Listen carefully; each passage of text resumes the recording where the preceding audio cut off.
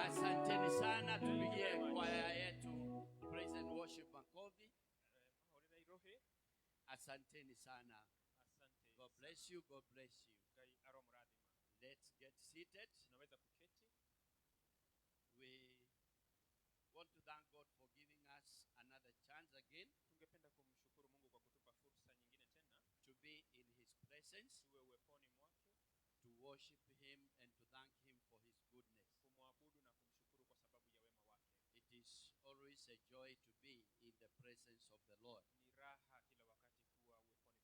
Because David said, I was happy when they told me, let's go to the house of the Lord. Even us, we are happy to be in the presence of the Lord. And we thank God. I want to thank God for the reason why I asked us to sing that song. One, it is because I am using the book of Philippians today. And secondly, it is because of the event that we had on Sunday, which was very refreshing, especially to me, when you celebrated us for the work that we have been doing in the ministry. And I want to thank you very sincerely for your generosity, for your great love. I do not have enough words to say thank you, but I want to say the Lord who blesses in secret, may he also meet you at the point of your need. And when you will need people, may God gather people for you to come and celebrate you. And may God bless you. I want us to go to the Word of God. Specifically, I want us to read from the book of Philippians. And I want us to read from chapter 4, Philippians chapter 4, all the way to the verse number 20.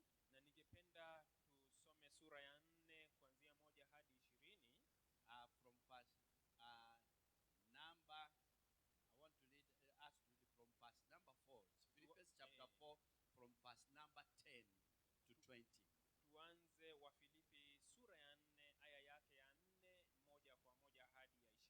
And we are going to read Philippians chapter 4 from verse number 10.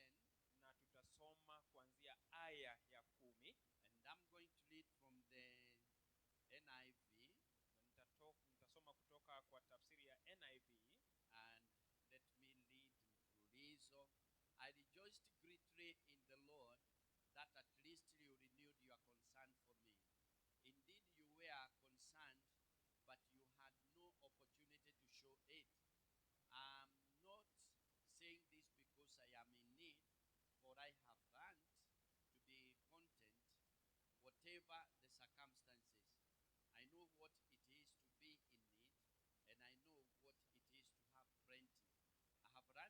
secret of being content in any and every situation, whether well-fed or hungry, whether living in plenty or in want.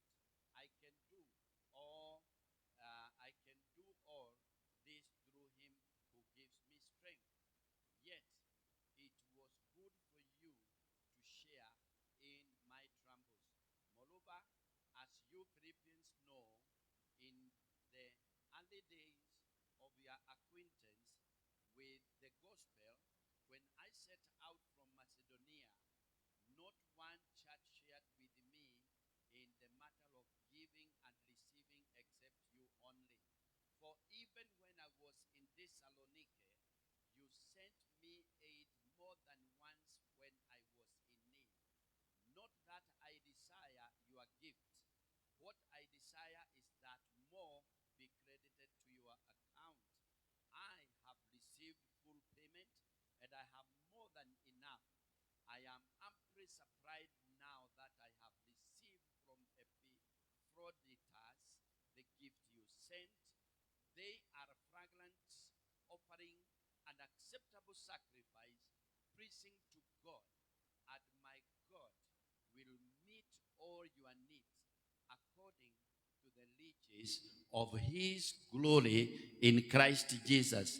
To our God and Father be glory forever and ever. I want us, let's not read in Swahili. Hatutasoma kwa Kiswahili. But this letter of Philippians is the letter that was written to Paul to the church of Philippines. Lakini waraka huu wa Wafilipi ni waraka ulioandikwa na Paulo kwa kanisa la Wafilipi. And as we have read, the Philippians were very kind church to Paul. Na kama ambavyo tumesoma ni kwamba kanisa la Wafilipi lilikuwa ni kanisa karimu sana kwa Paulo. They stood with Paul in times of trials. Wakasimama na Paulo wakati wa mateso. And in the time of need. Na wakasimama naye wakati wa mahitaji. And at this time he's saying, I rejoiced greatly in the Lord that at last you renewed your concern for me. Na hapa anasema nalifurahi sana katika Bwana kwa sasa mwisho mmehuisha tena fikira zenu kwa ajili yangu. It so happened there was a time they were giving Paul, ilikuwa kwamba kuna wakati walipokuwa wakimpa Paulo, or they were sending help to Paul, ama walikuwa wakimtumia msaada. It is just like we have our missionary in Tana River. Ni kama vile tunaye missionary wetu kule Tana River. So for a time we said we said our gifts. Sasa kwa muda tutume vipawa vyetu and our support na msaada wetu. But something happens there between. Kisha kitu kifanyike pale katikati. And it happens that you stop. Na ifanyike kwamba sasa tumesitisha. But after some time lakini you go back to it. Ya muda kidogo pengine turudie. So Paul is saying I rejoiced. Basi Paulo anasema nalifurahi sana. And because he is actually writing this letter, and you can say, see, I rejoiced is written in past tense. Na kwa sababu hii ni barua nayoandika sasa, hii nalifurahi ilikuwa ni kwa wakati uliopita. So it is something that had happened in the past. Basi ni jambo ambalo lilikuwa limefanyika kwa muda uliopita. And it has continued. Na sasa liliendelea. So Paul is reporting his joy. Sasa Paulo anaripoti furaha yake. Of how he felt when they renewed their concern to him. Ya jinsi alivyofurahia walipohuisha tena mawazo yao kwake. And he said, indeed you are concerned. Akasema ya kwamba kama vile mlivyokuwa mkinifikiri hali yangu. But you didn't have an opportunity. Lakini hamkupata nafasi. So it looks like there was something that was hindering. Basi inaonekana kama kuna kitu kilichokwaza. Probably they wanted to send their support. Huenda walikuwa bado wanapenda kutuma msaada wao. But they did not have opportunity. Lakini hawakupata nafasi. Probably because he was writing this letter when he was in prison. Huenda kwa sababu alikuwa anaandika barua hii akiwa korokoroni. Most likely they could not have access to him. Labda hawangeweza kumfikia. or because they were far off, ama kwa sababu pengine walikuwa mbali sana naye, they didn't have somebody to say. hawakuwa na mtu ambaye wangetuma. And he said, indeed you were concerned, Na akasema mlinifikiria, but you didn't have opportunity. lakini hamkupata nafasi. And he says, I'm not saying this because I'm in need. Na nasema si kwamba nasema haya kwa kuwa nina And mahitaji, he says that I have learned kwa sababu nasema nimejifunza to be content in all circumstances. kuwa radhi na hali yoyote. That means even when he was not receiving Basi inamaanisha hata wakati hakuwa anapokea their gift, vipawa vyao, he was still contented. bado aliridhika. And he says, I know how to be in need. Na nasema najua kuishi katika kudhilika, And I know how even to live in plenty. na ninajua pia kuishi katika kufanikiwa. And he said, I have learned the secret Na nasema katika hali yoyote of being nimejifunza content in any and every situation. kuwa na kutosheka katika kila hali, Whether well fed or hungry, katika kushiba na katika njaa, whether living in plenty kuwa na vingi or in want. na kupungukiwa. And therefore he says, I can do all things Na basi anasema nayaweza mambo yote through him who gives me strength. katika yeye anitiaye nguvu. Now, but today, what I want to bring to us Na kile ambacho ningependa kuwasilisha leo is actually in verse number 19, kiko katika aya yake ya 19, but you will not understand verse number 19 lakini hamtaielewa aya ya 19 until you have understood the context of that verse number 19. hadi mtakapoelewa maudhui ya aya hii ya 19. Therefore, verse number 13, it says, I can do all things Basi 13 inasema through him who gives me strength. 13. nayaweza mambo yote katika yeye anitiaye nguvu.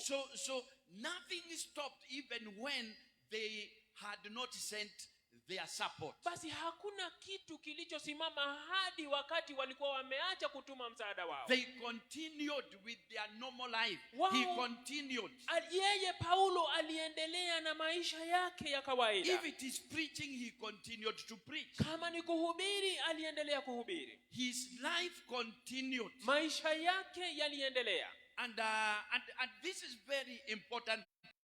Ni muhimu sana kwetu. Let me bring us to speed verse number 19 before I go back there. Niwarete katika aya ya 19 kabla nirejelee pale. And verse number 19, it says, and my God will meet all your needs according to the riches of his, giving his own testimony. Basi Paulo anatoa ushuhuda wake mwenyewe. And his own testimony became a sermon to the Philippians. Na ushuhuda huu wake ukawa ni kama uhubiri kwa wa Filipi. And he's telling them, my God will supply your needs. Na nasema Mungu wangu atawajazeni na kila mnachohitaji. And today I want to say, may God meet your needs. Na leo hii ningependa kusema na Mungu awajalie mahitaji yenu According to his riches in glory. kulingana na utajiri wake katika utukufu. If you go back to verse number 13, Ukirejelea 13, where he says, I can do all things mahali ambapo anasema ninaweza mambo yote through him who gives me strength, katika yeye anitiaye nguvu. he says, yes, it was good of you to share in my troubles. Anasema na vema mliposhiriki nami katika dhiki yangu. Moreover, as you Philippians know, Nanyi pia nyinyi wenyewe mnavyojua enyi in wa the Filipi, early days of your acquaintance with the gospel, ya kuwa katika mwanzo wa Injili when I set out from Macedonia, nilipotoka Makedonia, I have received full payment. mkono Then he says, kadha ambavyo nilishiriki nanyi, and probably I can just mention them as I pass. na ninaweza kuvitaja tena ninapopitia, Because we are living in times of harvest. kwa sababu tunaishi. At June, Hivyo basi sisi hutayarisha mashamba mwezi wa 5 na 6, and then we plant June, July. kisha huwa tunapanda mwezi wa 6, 7. And then we wait for the crop all through. Alafu sasa kutoka hapo tunangojea mimea ile. In December, that is when we start eating ile mitungo mahindi ikiwa bichi. Hadi pale Disemba ndio tunaanza kupata yale mahindi ya kwanza yakiwa mabichi. But we start harvesting in January, February and March. Lakini sasa sisi huanza kuvuna pale Januari, Februari na Machi. And you realize when July comes, na utagundua kwamba wakati Julai inapofika, we knew tulijua kwamba ni wakati wa ukosefu. In fact, we used to suffer a lot. Hata tuliteseka sana. Because there is no enough food. Kwa sababu hakukuwa na chakula cha kutosha. Our parents could go and even wanakopa mahindi. Wazazi wetu wangeenda pegi hena kidumeta kama kohoro. And they could be given money. Na ni makiathire makaneo besha. Because even tea does not do well in July because it is very cold. Mwelioshio wa mugwaja ona shai duwekaga wega muno ni undu wa heho. But that time when we are in need, lakini wakati huo ambapo tuko katika hali ya ukosefu, that is the time we are planting. Huo ndio wakati ambao sisi tulikuwa tukipanda. So before you enjoy the harvest, basi kabla yako kufurahia mavuno, there is a time of seed time. Kuna wakati wa kupanda wa mbegu. And the seed time is not always enjoyable. Na wakati wa mbegu sio wakati wa kufurahisha sana. In our praise, seed time was a cold season. Wakati wa mbegu ulikuwa ni wakati wa kipupwe. It was a time that we were in need. Ulikuwa ni wakati tulipokuwa na mahitaji. We were going hungry. Tulikuwa tunapata njaa. But thank God, even if it is seed time. Lakini shukuru Mungu kwa sababu hata ingawa ni wakati wa mbegu, harvest time is coming. Wakati wa mavuno unakuja. Guza mtu mwambie even if it is seed time. Utemo domero na gikoroni hidali ya mbegu. Harvest time is coming. Hidali ya kugetha niliroka. At the seed time. Na hidali ya mbegu gives us hope, inatupa matumaini that one day, one time, ya kwamba siku moja, wakati mmoja, there shall be harvest. Kutakuwa na mavuno. So you don't stop sowing. Kwa sababu hiyo hauachi kupanda. Because you know harvest is coming. Kwa sababu unajua wakati wa kuvuna bila shaka unakuja. And I want us to remember about the principles of harvest time of gathering. Na ningependa tujikumbushe kanuni za kukusanya. And we said, number one, we said we gather from what we have planted. Na ya kwanza tulisema ya kwamba tunakusanya kutoka kwa kile tulichopanda. So you plant a good seed. Basi ukipanda mbegu nzuri, you will harvest a good seed. Utavuna mbegu nzuri. If you plant, you sow good things. Basi ukipanda kitendo kizuri, you will also reap good things. Basi utavuna vitu vizuri. So harvest is good. Basi mavuno ni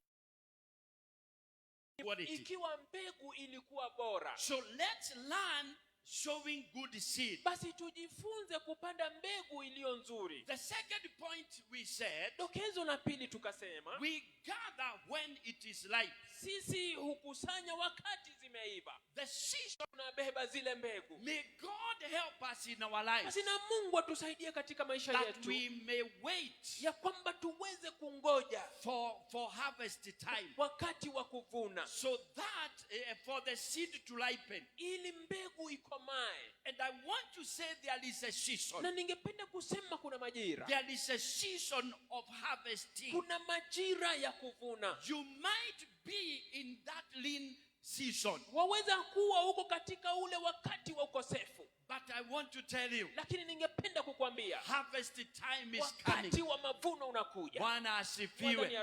And I pray that may God give you staying power. Kupatia nguvu ya kungoja. Tuinue mkono useme, God give me the staying power. Give me staying power. Even if the season has not come, hata kama majira bado hayajafika, may God give me wisdom. Mungu na anipe hekima how to live, jinsi ya kuishi before the season of harvest comes. Kabla ya wakati wa kuvuna kufika. Because these seasons will come and go. Kwa sababu majira yatakuja na kupita. And in the fullness of time, na wakati utakapotimia, we shall reap. tutavuna if we do not give up. ikiwa hatutakata tamaa. Siuinue mkono useme Bwana nisaidie. Mkono iguru uge Mwathani ndeithia. That I do not give up. Ati ndigakue ngoro. I wait for the season. Jeterere mahinda. Because the season is Kwa coming. sababu majira yanakuja. Praise the Lord. Bwana asifiwe. Season Sababu Mungu wa wakati wa ukosefu is the God of the ni yeye plenty. huyo Mungu wa wakati wa wingi. Bwana asifiwe. Bwana asifiwe. Uza mtu karibu na wewe Mche mundu umwambie umwire. Mungu wa wakati wa jaa Kaiwai hidari ya ngaragu. ndiye tu Mungu yule wa wakati wa plenty. No. Children of Jacob, Todo shenashe Jakufu. they were living in want Walinkaa katika ukosefu. and they were hungry Na wakawa na njaa. and they went to look for food Na wakaenda kutafuta chakula. because there was plenty in Egypt. Kwa sababu kulikuwa na wingi Misri. But they were to meet their brother Joseph. Lakini ilikuwa wakutane na ndugu yao Yusufu. When you look at the life of Joseph, Unapotazama maisha ya Yusufu, you can see the life of Joseph is a very good example. waweza kuona maisha ya Yusufu ni mfano bora sana. There was a time he was living in want. Kuna wakati alikaa katika ukosefu. He was persecuted. Yeye akateswa. He was hated. Yeye akadharauliwa. He was despised. Yeye akakejeliwa. He was betrayed. Yeye akasalitiwa. But the time came Lakini wakati ukafika. when the season of harvest came. Wakati majira ya kuvuna No yalipofika. one will stop you Hakuna from reaping. Atakukataza ama atakufungilia Inua kuvuna. mkono wako useme Oya Bwana mkono iguru uge Mwathani. nisaidie Ndeithia na uni preserve na ujige. so that I may see my season, Nigetha kona ihinda rĩakwa. the season of reaping, Wakati wa mavuno. because it is coming. Kwa sababu inakuja. Say it is coming in my life. Inakuja katika maisha yangu. It is coming in my life. Inakuja katika maisha yangu. The only thing you need to ask Kitu yourself, tu ambacho wafaa did kujiuliza I sow? ni kwamba je, nilipanda?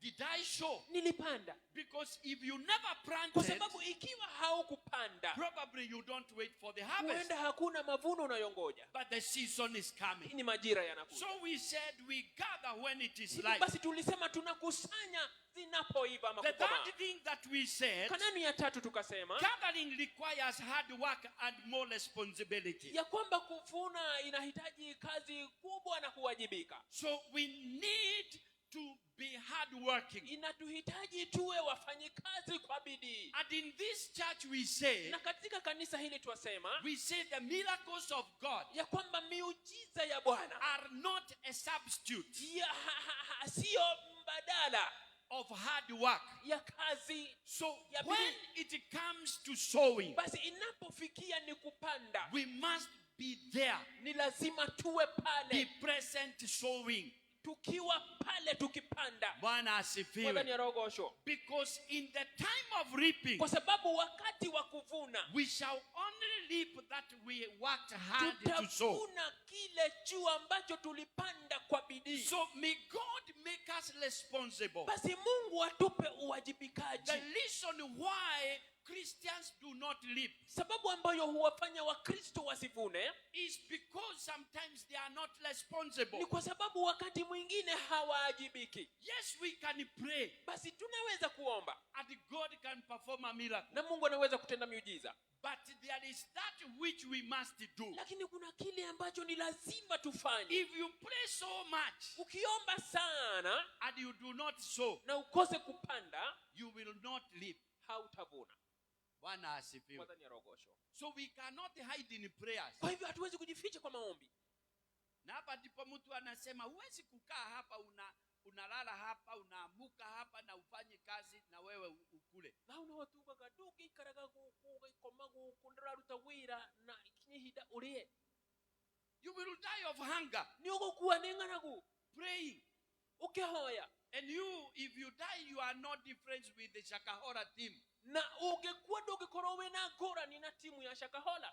So may God help us. Basi Mungu atusaidie Even to be wise. hata kuwa wenye hekima. Bwana asifiwe. Mwathani arogocwo. So to be responsible, it also needs wisdom. Kuwajibika basi kunahitaji hata hekima. Hard work needs wisdom Bidii inahitaji hekima and responsibility. na uwajibikaji. First number for the item number 4, Dokezo la 4, we said we gather alongside our partners tulisema kwamba tunakusanya pamoja na wandani wetu and we allow others to participate na tunawaruhusu wengine pia kushiriki and benefit from our harvest. na kufaidika kutoka kwa mazao yetu. Therefore, when harvest time comes, Hivyo basi wakati wa kuvuna unapofika, we involve others basi and we washirikishe work wengine together with the na others. tufanye kazi pamoja na wengine. There are people who participate in our harvest Kuna watu wanaoshiriki katika mavuno yetu and they add value to our harvest. na wanaongeza faida kwa mavuno yetu. So we say, may God give me people Basi tunasema Mungu na anipe watu who will add value to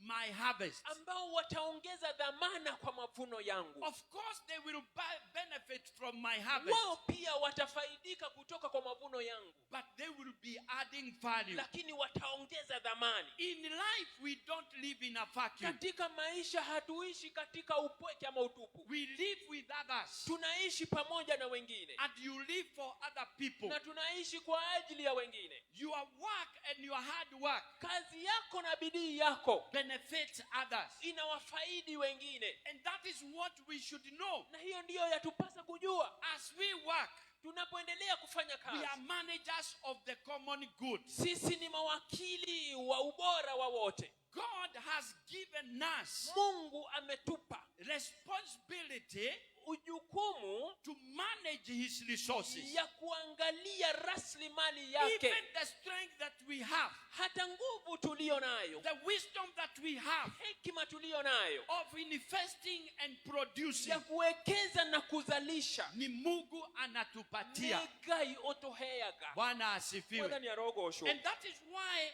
we live for one Na another. hiyo ndio sababu tunaishi kwa sababu ya wengine. You do not live for yourself. Hauishi kwa sababu yako tu. Therefore, we should not be selfish. Kwa hivyo basi yatupasa tuwe wakarimu. And the Christian maturity Na ukomavu wa Wakristo is reflected inaonekana or demonstrated ama inadhihirishwa when one grows out of himself wakati mtu anakomaa kutoka kwake mwenyewe and is able to accommodate others. na anaweza kuwashirikisha wengine. That is maturity. Huo ndio ukomavu. Bwana asifiwe. Mwadhani ya rogosho. Abia mwenzako, that is maturity. Hiyo ndio ukomavu. Kukoma hata maisha ya kawaida. Una muturire wa kiduire. Mtu anaonekana akiwa mtu aliyekomaa Mundu onekanaga emugimaki wakati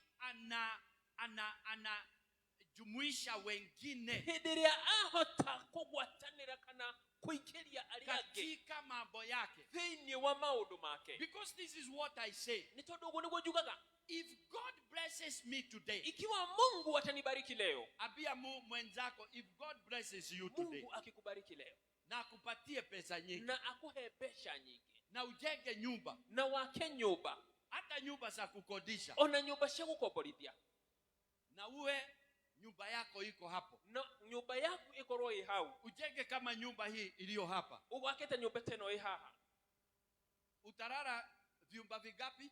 ugikoma rumu cigana? Uliza mwenzako, Sorry, ukijenga nyumba kubwa kama hii Ugiaka utarara nyumba gapi? nene teno ugikoma cigana? Uliza utarara gapi? Ugikoma rumu cigana?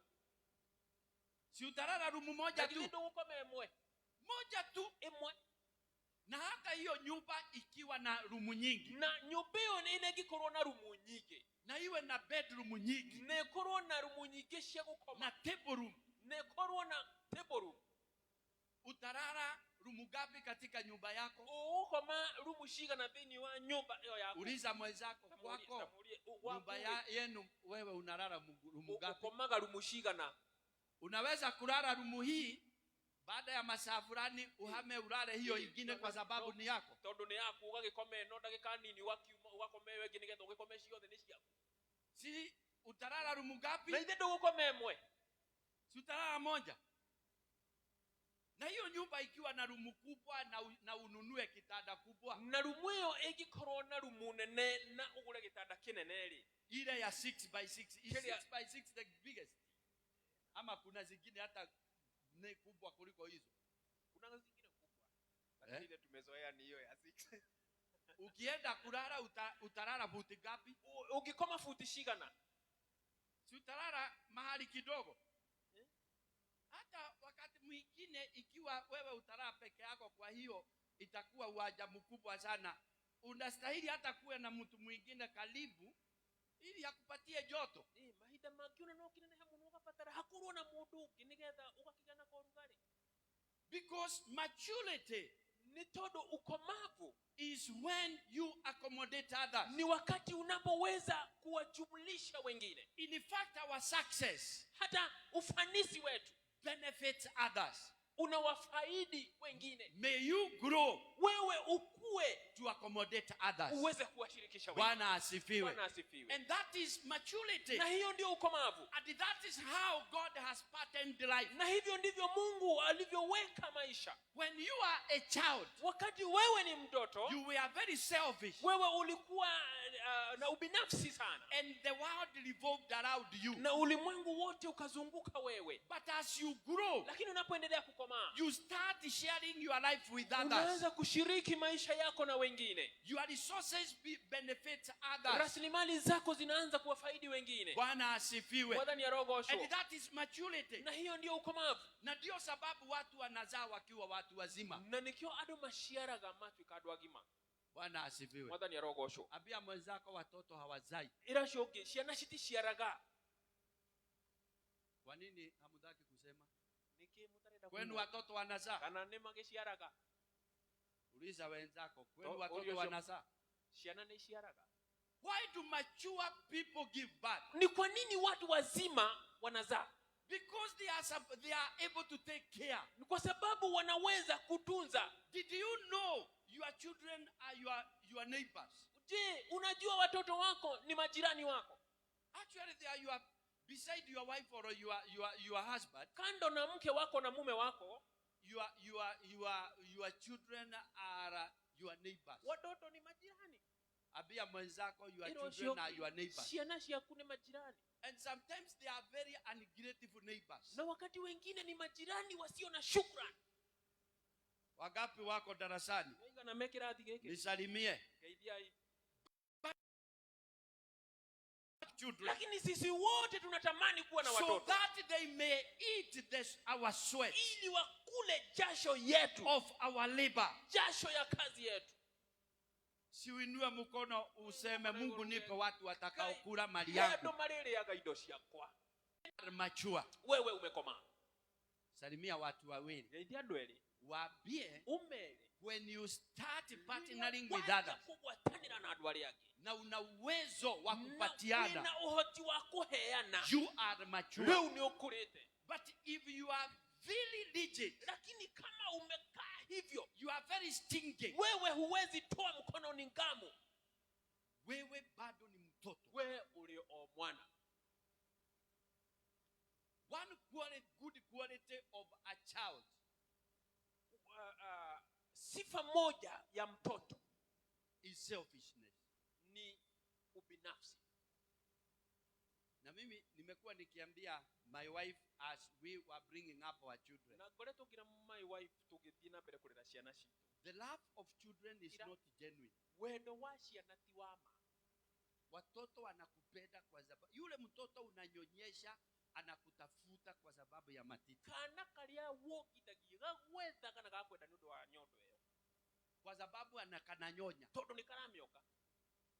Kakipata mwingine akanyonyeshe, atakibiria huyo. Mtoto anakupenda kwa sababu kile anakula.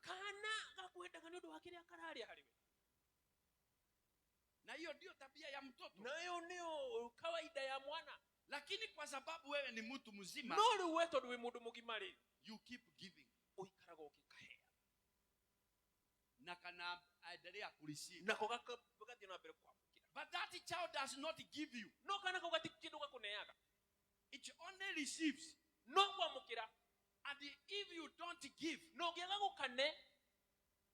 he or she cries. And you give to him, it does not want to give back na gatirenda gucokia kana kuheanako because it's not mature. tondu ko gatigimarite. So when we grow up, Basi tunapokomaa, harvest time comes, wakati wa mavuno huja, we accommodate others. sisi tunawashirikisha wengine. May God help me to grow Bwana up. atusaidie tukomae. Siinua mkono useme, Mkono Mungu uga mwadhani nisaidie deithia ni ote kule ni kue, kule, because one tragedy in life kwa sababu hatari moja katika maisha of a Christian, ya Mkristo it is to grow old ni kukomaa, without growing up. ni kuzeeka bila kukomaa. Unakuwa mzee mtoto. Ugakura ugatwika muthee mwana. Abia mwenzako, one tragedy of life, Ajali moja ya maisha ni kuwa mzee mtoto. ni gutwika muthee mwana. Simuseme ndio hata ikiwa hukubali. Ugai niguo onokoro mutire.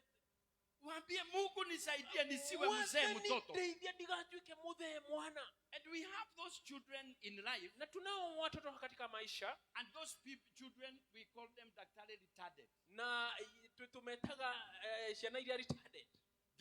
They grow in years Magakura miaka and physically, ona mwili, but they do not become mature. lakini akili zao hazikomai. And that can be a tragedy in Christianity. Inaweza kuwa ajali kubwa sana katika Ukristo. But when we grow, Lakini tunapokomaa, we start attending to other people's needs. tunaanza kushughulikia haja za wengine. When we hear it is time of giving, Tukisikia ni wakati wa kutoa, we are ready to give. sisi tuko tayari kutoa. We don't grumble. Hatununguniki. Bwana asifiwe. Mwathani arogoshwo. Uliza mwenzako, do you grumble? Wewe ndio nugunikaga Ukisikia ya kwamba kuna kutolewa ama unakosa kuja kanisa, kanoka tera ginya kanitha. kwanza wewe unaweza kuwa mtoto sana. Wote ukoro we mwana mu. Ukikosa kuja kanisa kwa sababu Uka kuna harambee, ati ni tondu kwina harambee. si wewe unaweza kuwa mtoto sana? Ndio kuona na ukoro we mwana Ama mimi Eh? si Mungu anisaidia nisiwe mtoto. Kai teithia ndigatwike mwana.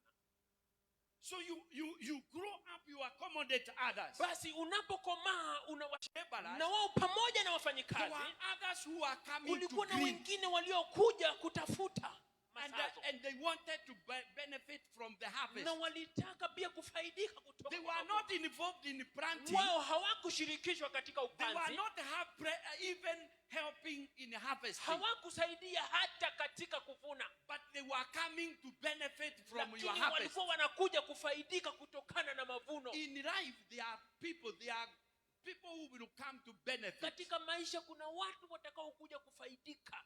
God will send those people. Mungu atatuma hawa watu. Do not feel so bad. Usijihisi vibaya. Bwana asifiwe. Mwadhani arogosho. Si hata kwa Kikuyu tunasema Mungu nipe ya kuliwa na ya guitanga. Ngai he cia kuria na cia guitanga. Na nigetha andu angi mageka atia? Watu wengine wanapata. Unapata nyingi za kukula hata na za kukuliwa na watu wengine. Shikalione atu wake. May God help us Mwadhani arotusaidia, that we may grow. ati tukule. We are in the season of Sisi tuko katika majira. And number 5, we said we gather in discernment. Na ya tano tukasema tunavuna kwa uangalifu. We should always be careful Tunafaa kuwa when waangalifu the time of gathering comes, wakati wa kuvuna unapokuja, because the devil is not asleep. kwa sababu shetani hajalala. The devil may want to destroy Shetani our crops angependa kuharibu mazao yetu, and would want to destroy even what we are gathering. na angependa kuharibu hata mavuno yetu, And he appears. na yeye hujitokeza. So when we are gathering Basi tunapovuna, and harvesting, tunapokusanya na kuvuna, and when I'm talking about na harvesting, ninaponena kuhusu kuvuna, there are many things we harvest in different ways. tunavuna kwa njia tofauti tofauti. It is important to know in life, Ni vizuri kujua kwamba katika maisha even the harvest needs to be sorted hata out. mavuno yanapasa kuchaguliwa. In harvest, sometimes you will harvest even friends. Wakati mwingine harvest ile tunayo ni marafiki. Hindikia magetha ona no getha arata. You have very many friends. Wina arata ige.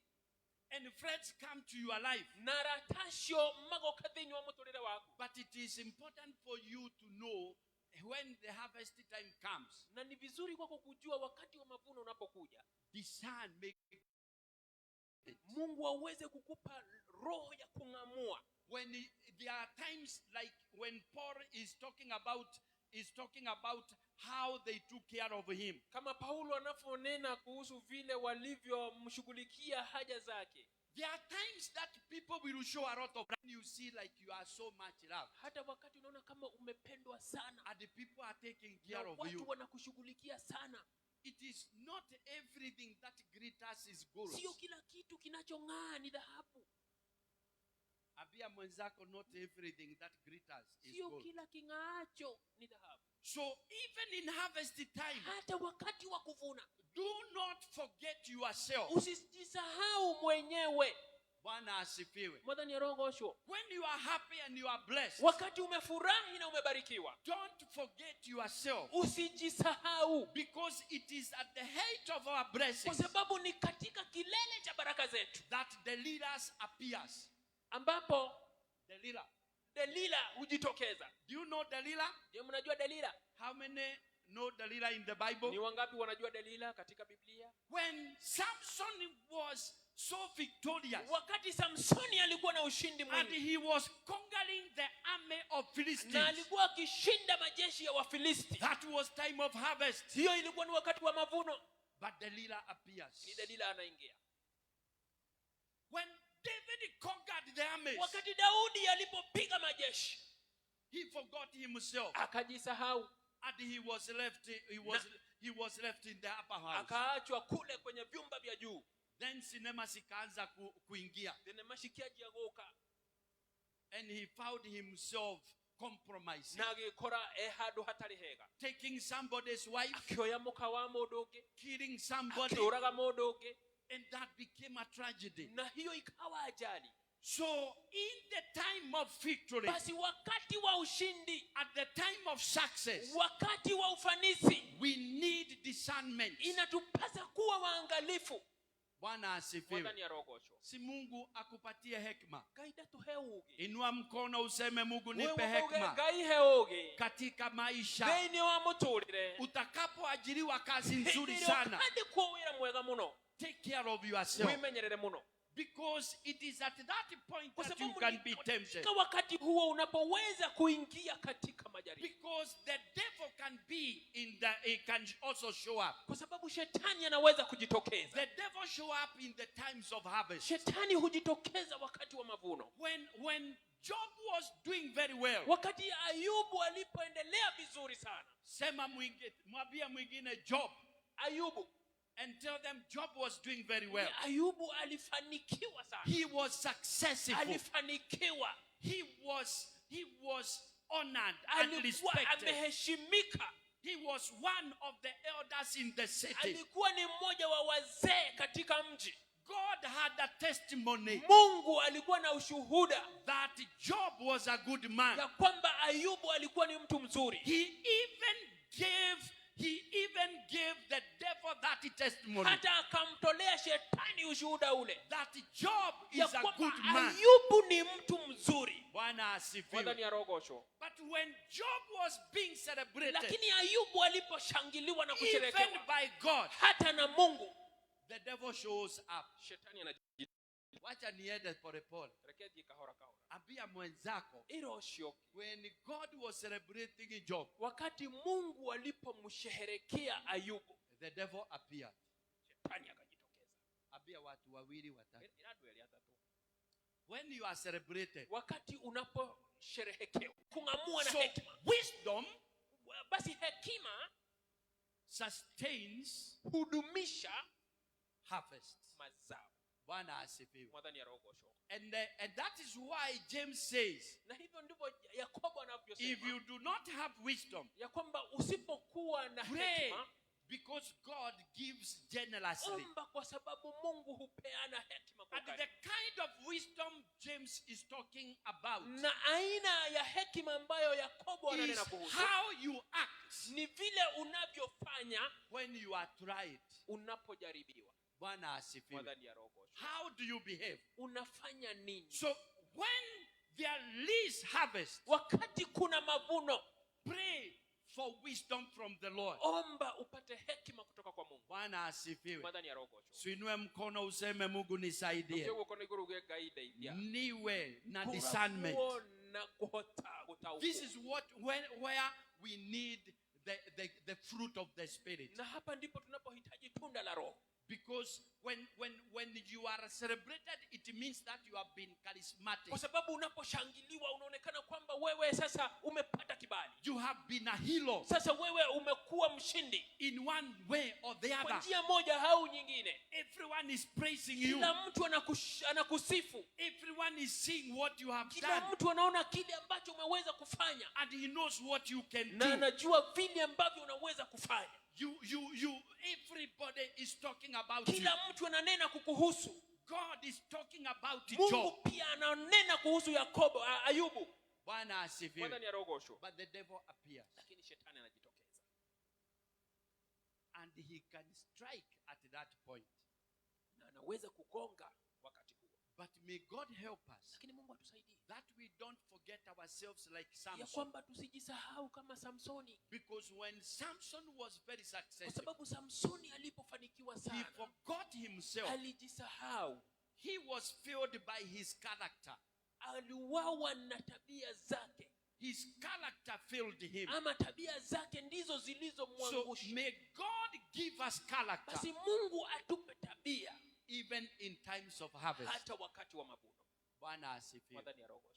Si Mungu ataidie tabia zetu Nakaida gituteithie na mituko jinsi yetu. tunavyofanya kazi. Noria turutaga wera.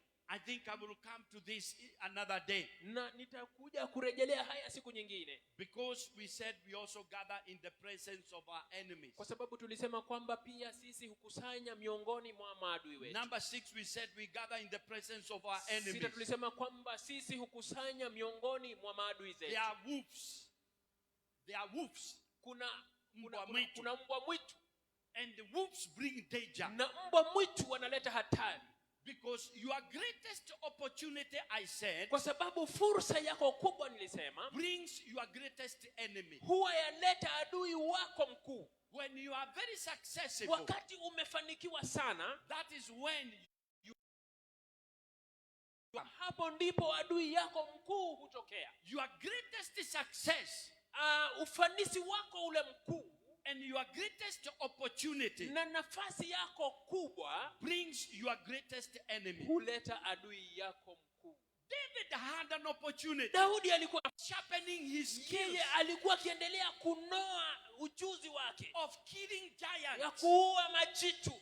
But this was an opportunity for him. Lakini sasa hii ilikuwa ni nafasi kwake. But beasts and lions were not friends. Lakini wanyama na simba sio marafiki. They were enemies. Wao walikuwa ni maadui. Your greatest opportunity Nafasi yako kuu zaidi will bring your greatest enemies. italeta adui yako mkuu zaidi. When David went to the battlefield, Wakati Daudi aliingia katika uwanda wa vita, he had the opportunity yeye alikuwa na nafasi to demonstrate that he is anointed of the Lord. kudhihirisha ya kwamba ndiye mmwagiwa mafuta wa Bwana. But he will never be a winner Lakini hatakuwa mshindi kamwe until he kills Goliath. hadi atakapomuua Goliathi. Bwana asifiwe. Ndani ya roho. Angalia mtu kwa uso. Tarora mundu othio. Your greatest opportunity Mwile nafasi yako kubwa sana brings your greatest inaleta enemy. adui yako mkubwa sana. But you are more than a conqueror. Lakini wewe ni zaidi ya mshindi. Sasa nataka usalimie mtu. Tudre dogeithie mundu. Umwambie salimia mtu. Geithia mundu, Let's do it. Let's do it. Geithia mundu. Ona ya kwamba umesalimia mtu. Geithia mundu.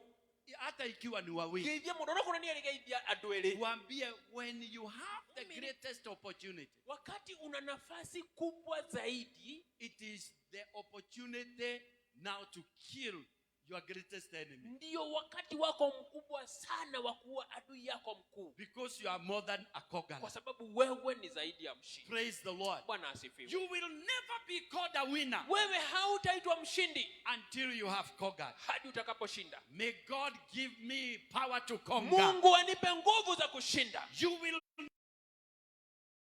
Hautaitwa mshindi until you have conquered. hadi utakaposhinda. And victory is on our way.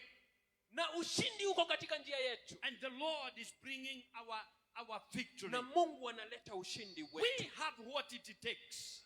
Sisi tuna kile kinachohitajika. Bwana asifiwe. Ndani ya roho rahisi. The Lord has not been easy, Barabara haijakuwa laini ama rahisi. but learn to be joyful. Lakini jifunze kuwa na furaha. I like David, Ninampenda Daudi. and I think David had a secret. Na ninafikiri Daudi alikuwa na siri. He was a good psalmist, Yeye alikuwa ni mwandishi zaburi and mzuri. he could sing many Na songs. yeye angeimba nyimbo nyingi. I pray that may God give you many songs, Naomba Mungu akakupe nyimbo nyingi. because always when God gives you Kwa victory, sababu wakati wote Mungu anapokupa ushindi, He will give you a song. atakupa wimbo. Bwana Bwana asifiwe. ni arogosho. Si Mungu akupatie wimbo. Kitaki kuheruepo. Bwana Bwana asifiwe. ni arogosho. Abia mwenzako Mungu akupatie wimbo. Gai aroko heruepo.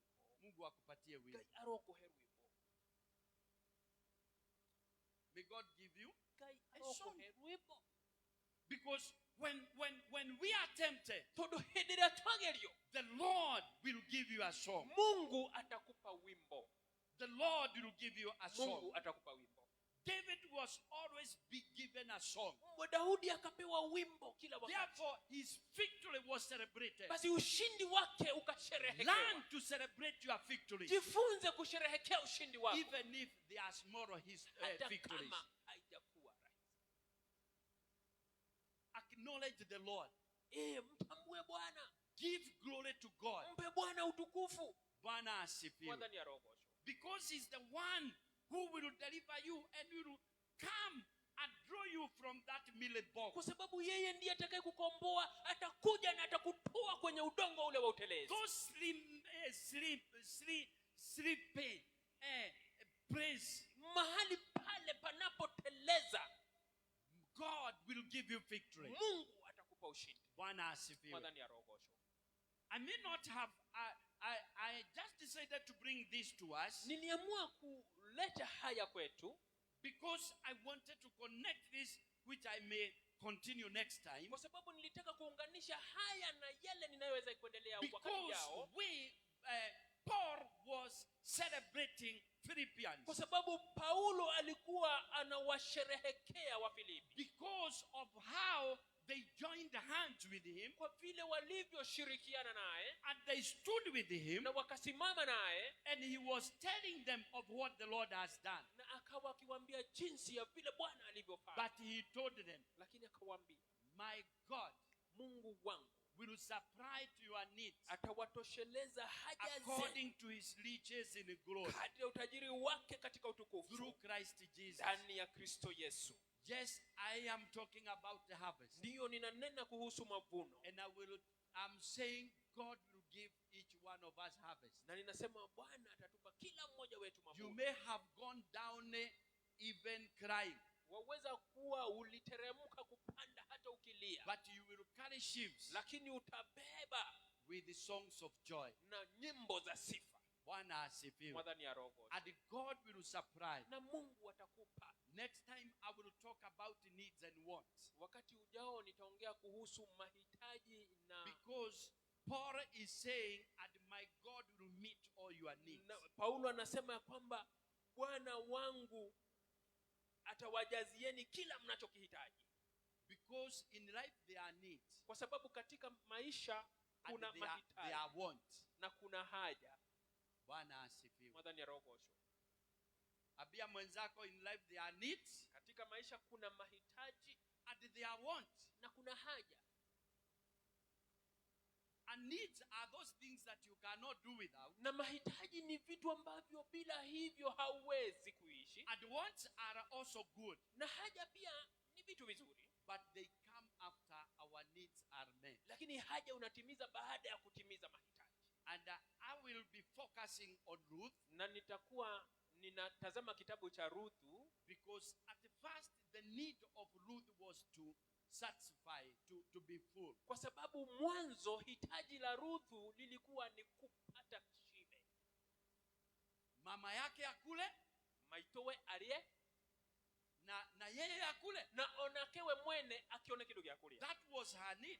Hiyo ilikuwa ndio hitaji la. But God knows what we need and what we want. Lakini Mungu anajua tunachohitaji na haja za moyo wetu. He is ready to supply. Na yeye anajitayarisha, yuko tayari kutupa. See, may God supply for you Basi Mungu atupe your needs according to his riches in glory. na akujalie mahitaji yako We kulingana want to na pray utukufu in wake the name katika of the Kristo. Lord. Tunataka kuomba katika jina la Yesu. Stand up where you are. Simama ulipo. We want to finish this. Tungependa kumaliza. And we pray in the name of the Na Lord tutaomba katika jina la Bwana that the Lord meet you ya kwamba Bwana akutane nao at the point of your needs. kwa mahitaji In the name of the Lord. katika jina la During this time of harvest, wakati huu wa mavuno. if you go to that Philippians chapter 4 verse number 4, Ukiingia katika Wafilipi 4 aya ya 4, Paul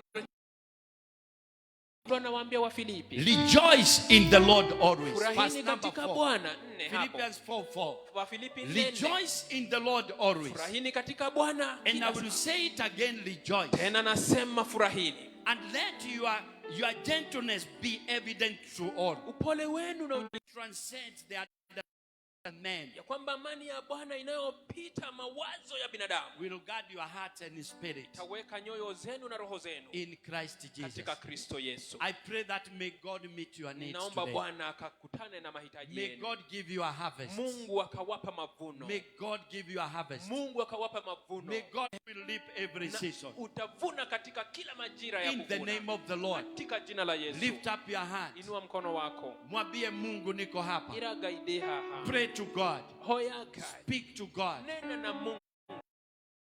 Kujua. God knows where you are. Mungu anakujua mahali God knows ulipo. what you are going Mungu through. anajua God knows unachokipitia. our struggles. Mungu anajua shida Probably zako. you are struggling like Huenda Paul. unajisumbua kama Paulo. Probably you are in want. Labda unahitaji Even in that time of want. hata kwamba ni kupata ama ni faida kubwa. Sometimes what we need at this point in Wakati time mwingine tunachohitaji wakati kama huu is to be content ni kuridhika with the little that the Lord na has given kile us. kidogo ambacho Bwana ametupa. Probably at this time, Huenda wakati kama huu what you need is that contentment. unachohitaji ni huko kuridhika. It is the staying power, Ni hiyo nguvu ya kukaa na kungoja. waiting for the harvest. Kungoja wakati wa mavuno. Probably that is what you are praying for. Huenda hicho ndicho unachoomba. You are telling God, Unamwambia Mungu, give me patience nipe kusubiri as I wait for the season. ninapongojea majira. So tell God, give me patience, Mwambia Lord, Mungu nipe subira as I wait for the season. ninapongojea As I majira. wait for. Probably you are telling God, Huenda unamwambia Mungu, this is time of plenty. wakati huu ni wakati wa wingi. Give me wisdom. Nipe hekima. Because in time of Kwa plenty, sababu wakati wa wingi people lose themselves. watu hujisahau. Help me, God, and give me. Watesa na kujilipizia. Because they Kwa persecuted him. sababu nao pia walimtesa. But when harvest came, Lakini wakati mavuno yalipokuja, he helped his brothers. yeye aliwasaidia ndugu zake. He became a blessing to Yeye them. alifanyika baraka kwao. Probably that is the wisdom Huenda that you hiyo need. ndio Of the day, na baada ya siku kuisha, Joseph received a double portion. Yusufu alipokea maradufu. When his father was blessing his Wakati brothers, baraka zilikuwa zinatolewa na baba yake, Joseph received a double portion. Yusufu akapokea maradufu. Because God gave him Kwa wisdom. sababu Mungu alimpa jina la Yesu. Tell God, remove foolishness. Mwambie Mungu, ondoa ujinga. The foolishness of Samson, Ujinga wa Samsoni who forgot himself ambaye alijisahau in the time of harvest, wakati wa mavuno and he lost his life, yake na macho and yake, he died disgraceful. akafa kifo cha aibu. May God help us. Mungu na Oh, atusaidie in the name of the katika Lord. jina la In the Yesu. name of the Lord. Katika jina la Oh, I Yesu. pray that may God Naomba ya kwamba bring Mungu revelation. akaleta ufunuo. Oh, Mavuno yangu. when wolves comes to my harvest, Wa mitu wanapoingia katika mavuno when yangu. lion invade my sheep, Wakati masimba may yanajitokeza. God give me wisdom, Mungu nipe hekima, courage and strength nguvu na ujasiri to fight them them Akuwapigana nao in the name of the katika Lord. jina la Yesu. Hallelujah. Hallelujah. Go before the Lord. Enenda mbele za Bwana. Let me ask praise and worship to Niulize come forward. sifa na We ibada want to wakija. worship the Lord. Ili tumwabudu We Bwana. want to worship the Lord. Tunataka kumwabudu Bwana. Let praise team come forward. Praise team wakija mbele. Can we go before the Lord a little bit? Tukienenda mbele za Mungu. Can we take like 5 minutes and Chukua worship kama the dakika Lord? 5 na kumwabudu Bwana. Yes. Ndio. We want to worship the Lord. Tunapenda kumwabudu And we Bwana. want to tell God, Tunapenda kumwambia Bwana. you know me. Unanijua. You know the kind of valley that I am in. Unanijua niko katika bonde You gani. have said, sometimes I'll go through the valley. Wakati mwingine ninapitia kwenye bonde. Because across the valley, Kwa sababu kwenye bonde you have set a table for me. wewe You have prepared a table for me. umeniwekea meza. Father, I thank you. Bwana ninakutukuza. We worship you. Ninakuabudu. Tuinue mikono yetu tumwabudu Bwana. Mungu Yes, Lord. Thank you, Jesus. kweli wewe wastahili, umeketi juu sana kwenye kiti cha enzi, umejivika utukufu. Wewe ni Mungu, oh, kweli wewe, wewe ni Mungu, oh, kweli wewe, wastahili, umeketi juu sana kwenye kiti cha enzi, umejivika utukufu. Wewe ni Mungu, oh, vizazi hadi vizazi vya kufahamu wewe uliye Mungu wa kale na uliye Mungu wa leo.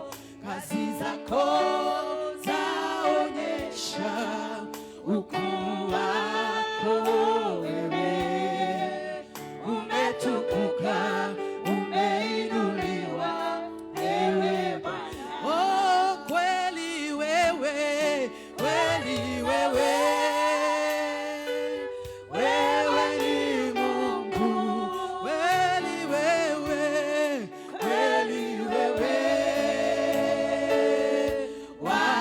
wastahili, umeketi juu sana